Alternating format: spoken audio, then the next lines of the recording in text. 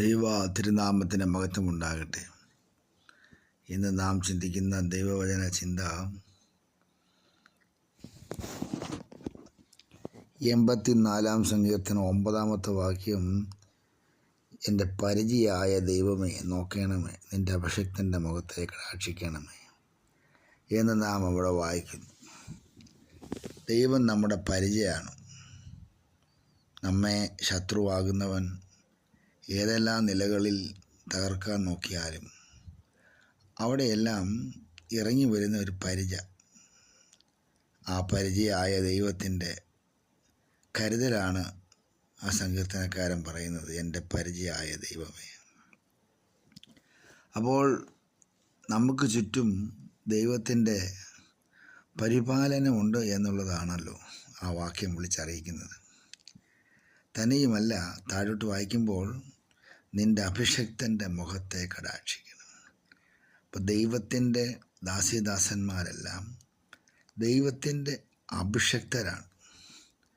അവരുടെ മുഖത്തെ, അവരുടെ ജീവിതത്തെ, അവരുടെ കുടുംബത്തെ, അവരുടെ കുഞ്ഞുങ്ങളെ, അവരുടെ ജോലിസ്ഥലത്തെ, ബിസിനസ്സിനെ എല്ലാം കടാക്ഷിക്കുന്ന ഒരു ദൈവം.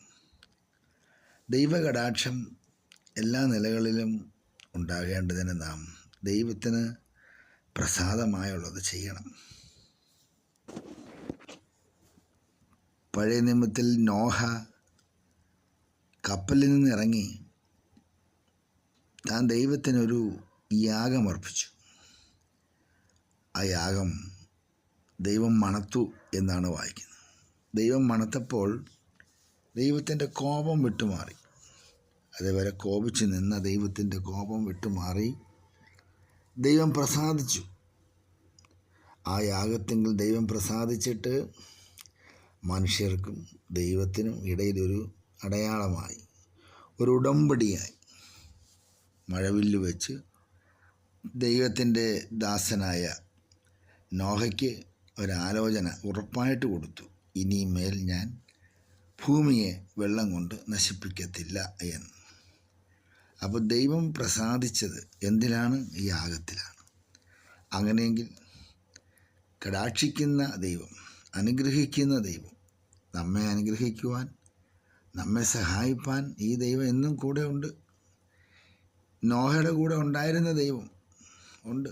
അവരിറങ്ങിയിട്ട് വേണമെങ്കിൽ അവർക്ക് ആ ഭൂമി കാണിച്ചു കൊടുത്തു, സ്തോത്രം പറഞ്ഞ് അവർക്ക് എന്തെങ്കിലും ചെയ്യാമായിരുന്നു. പക്ഷെ ദൈവത്തിന് കൊടുക്കാനുള്ളത് ഇറങ്ങി ഉടനെ ചെയ്തു.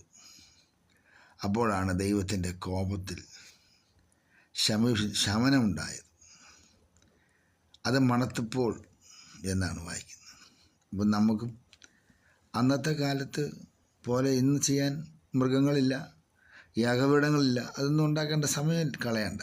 പക്ഷെ ആദരബലമെന്ന സ്തോത്രയാഗം നാം അർപ്പിക്കുമ്പോൾ അത് നിഷ്കളങ്ക മനസ്സിൽ, നിർമ്മല മനസ്സിലൂടെ ദൈവനാമ മഹത്വത്തിന് വേണ്ടി ആവശ്യത്തോടെ അറിയിക്കുമ്പോഴാണ് അത് കർത്താവിന് പ്രസാദമാകും. അല്ലാതെ നമുക്ക് സ്തോത്രം ചെയ്യാം, എന്ത് വേണേലും ചെയ്യാം. പക്ഷെ അത് ജൽപ്പനമായി ദൈവത്തിനത് പ്രസാദമാകാതെയും ദൈവസന്നദ്ധിയിൽ അതെ ദൈവത്തിന് കടാക്ഷങ്ങളൊന്നുമില്ലാതെയും ഇരിക്കാം. എന്നാൽ ദൈവപ്രസാദത്തിന് വേണ്ടി നമുക്കും ദൈവസന്നദ്ധിയിൽ, കർത്താവേ എനിക്ക് തന്ന സകലത്തെ അങ്ങയ്ക്കായി സമർപ്പിച്ചുകൊണ്ട് ഞാൻ അങ്ങയുടെ സന്നദ്ധിയിൽ അടുത്ത് വരുന്നു. ഈ സങ്കീർത്തനത്തിൻ്റെ ആരംഭം മുതൽ അവസാനം വരെയും ദൈവകൃപയുടെ മഹത്വം വെളിപ്പെടുത്തേണ്ടതിനുള്ള ആലോചനകളാണല്ലോ ഉള്ളത്.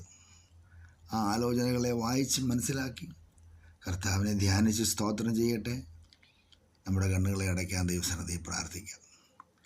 കർത്താവെ, അഭിഷിക്തൻ്റെ മുഖത്തെ കടാക്ഷിക്കുന്ന ഒരു ദൈവമാണ് അങ്ങ്.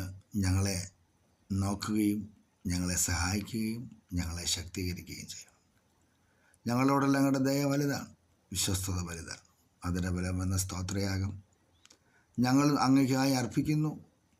അങ്ങ് പ്രസാദിക്കണം. മഹത്വം അങ്ങയ്ക്ക് യേശുക്രിസ്തുവിൻ നാമത്തിൽ തന്നെ. ആമേൻ.